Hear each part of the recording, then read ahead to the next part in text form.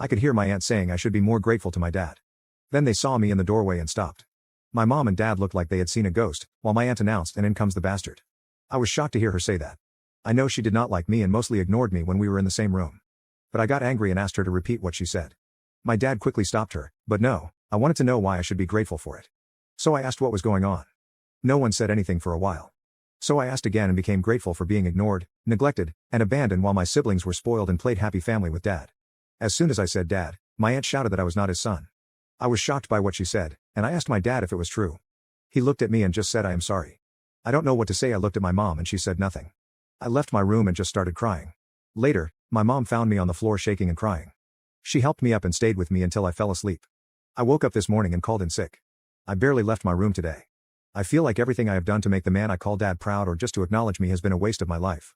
On Thursday, before I left for work in the grocery store, my father, whom I will refer to as Richard, called out to me, and I responded by saying, "Yes, Richard?" He looked confused because I had always called him dad before. After a bit of silence, I asked what? Quite bluntly. He didn't respond and told me it was nothing, so I went to catch the bus. When I got home late in the evening, my mom wanted to know why I called her husband by his first name. I told her he never treated me as anything closely as a son, so why should I call him dad anymore? She had no answer, and she told me he was hurt by it. I wanted to scream when she said that.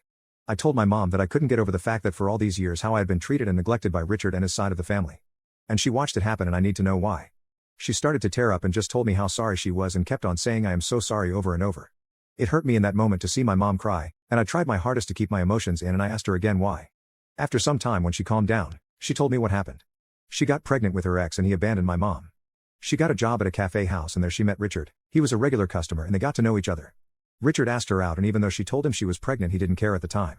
Richard's parents were not happy about the idea that their son was dating a pregnant woman. They made plans to get married soon after I was born. Richard never showed any interest in me when I was born, but my mom lived with the hope that one day he would. After hearing all of that, I didn't know what to say for a while. I asked her why Kay was hurt by me calling him his first name. For the past few years, he has been living with this guilt and he has been afraid to confront it. So when I called him by his first name, he realized that he had lost me. Then I asked her why I was left with people who abused me physically, mentally, and emotionally while they went on trips and vacations. She was shocked to hear about the physical abuse and asked me about it. I told my mom that I never said anything at the time because I was afraid of Richard's family members. My grandparents would scold me loudly and hit me when I was younger. My aunt never spoke to me unless she needed a favor, only to then go back to ignoring me and told me to stay in the guest room. When I was 14, my father took the family on a 2-day trip to Croatia. He left me with his older brother. He asked me to go to the store to buy some stuff. And of course, I said yes. When I came, he opened the door, took the bags, and locked me out of the house. I sat there crying until they had all finished with their dinner, and then he let me in. She cried the whole time while I told her everything. She told me how sorry she was. She knew they didn't like me, but this was just hate. After the conversation, she asked if I was going to move out and where. I told her I was planning on it and that I would not tell her because I didn't want them to know where I would be staying.